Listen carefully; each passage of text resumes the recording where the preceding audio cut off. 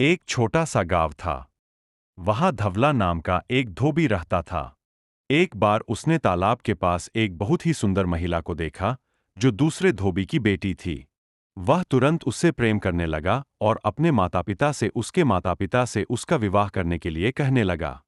उसके माता-पिता ने वैसा ही किया और लड़की, मदन सुंदरी, अपने माता-पिता की सहमति से उससे विवाह कर ली। फिर वह धवला के साथ उसके साथ रहने चली गई।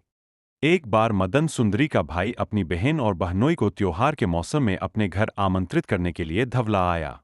धवला सहमत हो गया और वे तीनों मदन सुंदरी के घर लौट रहे थे।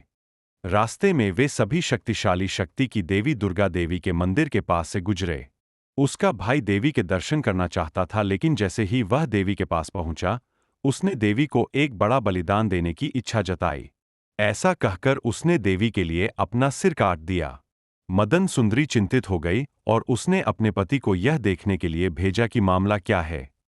अपने बहनोई की हालत देखकर पति भी बहुत दुखी हुआ और उसने देवी को अपना सिर भी अर्पित करने का फैसला किया और अपनी तलवार से अपना सिर काट दिया। काफी इंतजार के बाद मदन सुंदरी आई और उसने अपने भाई और पति दोनों को जमीन पर पड़ा देखा और फिर उसने अपनी जान लेने का फैसला किया, लेकिन देवियों से अगले जन्म में वही भाई और पति पाने के लिए कहा। देवी प्रसन्न हुई और उसे मरने से रोक दिया और उसे उनके सिर और शरीर को जोड़ने के लिए कहा और फिर उसने उन्हें जीवन प्रदान किया। देवी प्रसन्न हुई और उसे मरने से रोक दिया और उसे उनके सिर और शरीर को जोड़ने के लिए कहा और फिर उसने उन्हें जीवन प्रदान किया। बेताल रुक जाता है और राजा विक्रम से पूछता है कि इन दोनों में से मदन सुंदरी का पति कौन है। जिस शरीर पर उसके पति का सिर है, वही उसका पति है।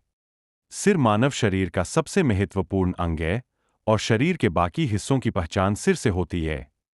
जैसे ही विक्रम ने अपना जवाब खत्म किया, बेताल वापस पेड़ पर जाकर छिप गया।